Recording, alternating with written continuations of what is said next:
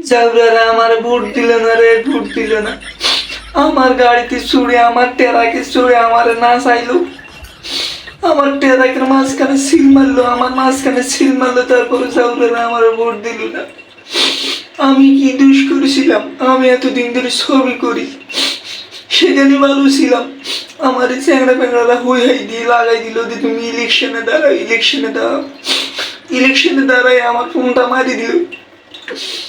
কত আশা ছিল এমপি হব, ফোনটা আমার মারি দিল। সারাদিন সারা রাত আমার টেরাকে নাচাইলো, টেরাক নাচাইতে নাচাইতে সকালবেলা আমার টেরাকটা রাস্তার মাঝখানে সাইডে ফালাই দিল। শয়তান না, তোরা কোনোদিন ভালো হবি না। মানুষের মনে নিয়ে এত কষ্ট করে এত খেলা করলে ভালো। এই যে মাই, আমার মাই আপা, আপনি যে ইলেকশনে দাঁড়াইছেন, কত আশা ছিল যে এমপি হবেন। আপনি তো যেখানে ছিলেন সেখানেই ভালো ছিলেন, হুটহাট করে একটা ডিসিশন নিয়ে নিলেন যে এমপি হবে। পলিটিক্স কি আপনার জন্য শো হবে? পলিটিক্সের মার হলো যে অন্যরকম মার। আপনি এক সহজ সরল মানুষ, শিল্পী, সিনেমা করেন। আপনার কাছে সিনেমাটা মাথার ভিতরে ভালো জানে, আপনি ভালো বোঝেন। আপনি কি রাজনীতি বোঝেন?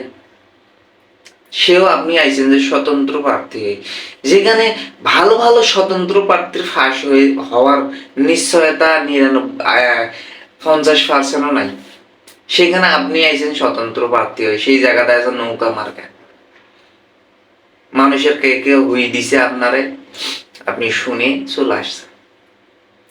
আর পলিটিক্স হইলো এমন একটা জিনিস, আপনারে খাইবো, আপনারে কাছে শুইবো, আপনার কাছেই গল্প করবো, মাঝখানে দেখবেন যে আপনার লাথি মারে ফেলাই দিছে।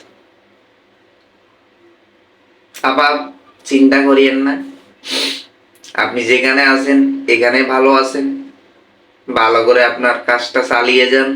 আমরা ছেলেপেলেরা একটু মজা পাই, ছবি টবি দেখি, আপনার সিনেমাগুলো ভালো লাগে, তো আপনি সিনেমায় ভালো করেন। আপনি এই ইলেকশনে যায়েন না, বহুত লাড়ালাড়ি হয়েছে আপনার। এই ইলেকশনের মধ্যে যে কষ্ট করছেন, এই কষ্ট সারা জীবনও মনে হয় করেন নাই, বাড়িতেও করেন নাই। তো আপনি যেখানে আছেন ভালো আছেন, ওখানেই থাকেন, অন্য কোথাও যায়েন না। আসসালামু আলাইকুম।